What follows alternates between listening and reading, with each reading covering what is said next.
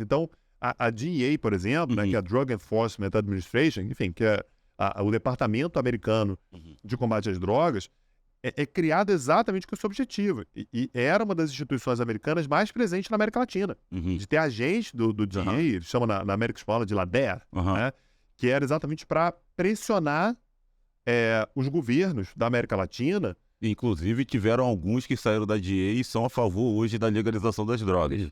Porque entendem, estão por dentro, entendem o problema que é, onde que está esse problema. Esse é o problema da abordagem conservadora com relação às drogas. É correto falar que eles usam essa premissa para tentar dominar, porque eu lembro que o Orlando Zacconi falou em uma das palestras que a guerra às drogas são basicamente contra 3 plantas, entendeu? 3 plantas produzidas, eu não sei, vou falar essa expressão aqui, eu não sei se é correto falar, do terceiro mundo, que é ópio, maconha e cocaína. Sim. E você não vê batida policial. Acabei de montar um grande laboratório de êxtase na Alemanha, entendeu? Um laboratório químico na Espanha, em Barcelona, entendeu? Você não vê isso. Então, seria algo que eu possa dizer que é uma forma de controle, entendeu? E isso tem alinhamento com a mesma coisa que sobre a guerra ao terror que os Estados Unidos impõe. Então, são duas coisas diferentes, mas interligadas.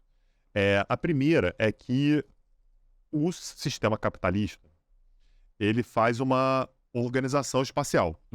Então, assim, indústria, que é um negócio que gera muito dinheiro, que é um negócio honrado, né? Que é o que faz, de fato, aquilo ir para frente, vai ser originalmente instalado nas principais economias. A gente sabe que isso mudou muito, né? Então você teve uma descentralização, porque apareceu uma coisa mais nobre ainda, que é, por exemplo, a produção intelectual, né? A programação e tal. E aí você vai levar as para a China, para Taiwan, para sei lá para onde, né? Para Bangladesh, e você vai manter aquilo que é mais nobre nos espaços considerados mais nobres, espaços de quem está tomando essas decisões. Ao passo que aquilo que é mais arriscado, aquilo que é pior... Pensa, João Felipe, chama ele aí, dá teu jeito. Já fiz até o convite, já, só vou marcar aqui. Numa cidade, por exemplo, né? Numa cidade, os trabalhos que são os menos desejados, mais perigosos, mais tóxicos e tal, eles vão ficar na periferia. No sistema internacional, a lógica é mais ou menos a mesma. Então, assim, produção de droga. Pô, a produção de droga não é legal, é perigoso, né? Assim, é arriscado, é proibido. Você envolve tráfico, envolve corrupção. Isso vai ficar, portanto, na periferia. Na Alemanha, você não vai fazer isso. Por quê? Na Alemanha, você tem condições de ter outras atividades econômicas que vão, inclusive, permitir que quem queira consuma e importe a droga, ilegalmente, mas que importe aquela droga que é produzida na periferia. Então, fica legado à periferia aquilo que o centro não gostaria de fazer. Entendi. Né? E aí você emendou uma outra pergunta, que isso tem a ver com o combate ao terrorismo? Então, no Brasil faz sentido esse paralelo. No Brasil faz sentido. Por quê? O Brasil é um país que não tem terrorismo, tradicionalmente. A gente pode até melhorar, o Brasil é um país que, historicamente, não encaixou muita violência no terrorismo. A gente teve a ditadura militar, por exemplo, considerando que o movimento de esquerda era um movimento terrorista, daquela pegada que a gente falou já, é um movimento político, eu não tolero que a esquerda faça nada. Então, eu vou considerar que eu vou taxar de terrorismo, ao passo que você não considera que a bomba do Rio Centro é terrorismo, por exemplo. Por quê? Porque foram os nossos. Mas de lá para cá, o Brasil não foi um país que alardeou muito, uma atividade terrorista. Então, o Brasil não tem muita tradição de lidar com o terrorismo global. O Brasil não teve, por exemplo, ameaças reais com relação ao terrorismo islâmico, por exemplo. Então, isso não é muito a prática. Agora, com relação ao narcotráfico, esse sim é um problema para o Brasil. Lembrando que o Brasil não é tradicionalmente um produtor de drogas. Falam que ele é a rota, né? O Brasil não era historicamente nem consumidor. Osmar, até a década de 80, as drogas não eram consumidas no Brasil. Era porque, eu ouvi dizer que, sei lá, quem fumava maconha. Eu não estou falando disso, eu não estou falando de um nichozinho pequeno que tem acesso. Eu estou falando assim, quando você pega a massa da população, uma parcela muito, mas muito pequena consumia drogas.